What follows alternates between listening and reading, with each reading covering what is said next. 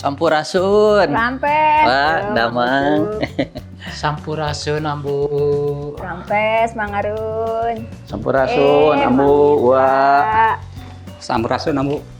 Rampes, Pak RT. Mangga, lalinggi.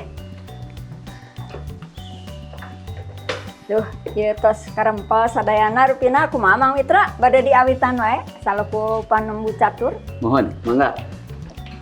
Sampurasun. Rampes. Hatur nuhun kangge para wargi anu parantos sumping dina dinten ieu.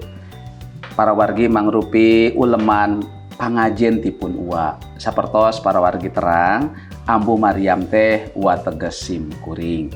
Kaleresan pun uwa ena nuju syukuran ngulem bapak-bapak anu hararebat ngararanggo iket.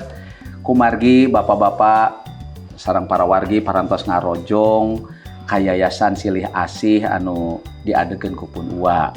Tadinten ieu pun uwa bade ngucap syukur. Namung bapak-bapak wungkul. Ke sakedap Mang Mitra. Nuhun, Ambu. Punten Mang Mitra. Kangge ibu-ibu mah aya deui enjing. Tapi sanes di dieu bade katangkuban parahu. Bari Tuh. palesiran. Tah geninganan aya khusus kangge ibu-ibu. Duh, Ambu. Abdi bagja janten RT di wewengkon ieu. Ambu parantos janten berkah. Sami-sami Pak RT.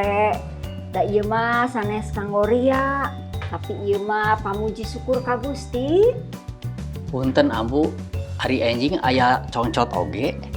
Kan tenan atuh Mang Ucup. Congcot teh Mang Ucup ngalambangkeun gunung anu luhur. Tah, ieu lalawuhanana di sakurilinganana naon? Ieu teh gunung leber ka handap taneuhna subur sakurilinganana. Tah, ieu oge ngalambangkeun kaagungan Gusti anu taya wates wangena. Tah anu dikurilinganana teh urang salaku jamaah Gusti. Upami urang tos satunggal sareng Gusti di sawarga, urang oge di dunya kedah janten berkah.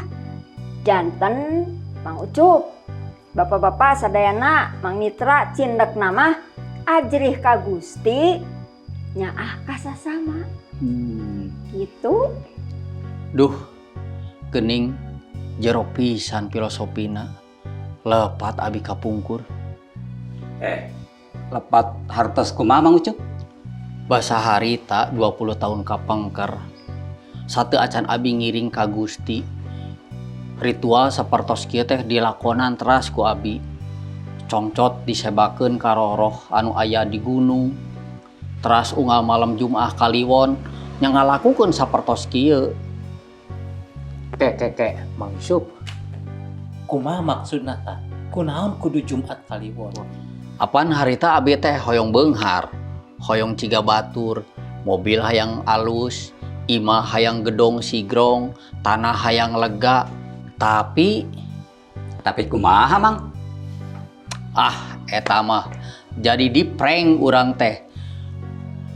Duit jadi beak, da kudu nyeun sesebat teh unggal malam Jumaah. Kudu mawa sesengitan dibawa di gunung. Eueuh kabuktian. Jadi eta mah rugi pisan kalau ka urang teh beak kabeh.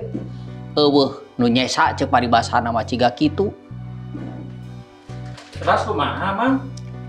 Yah, eta.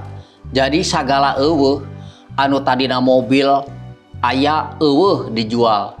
Sawah dijual, kabeh dijual. Da ajang kaperluan ajang seba teh nya jadi akhirna mah sagala eueuh we ciga kitu seep sadayana.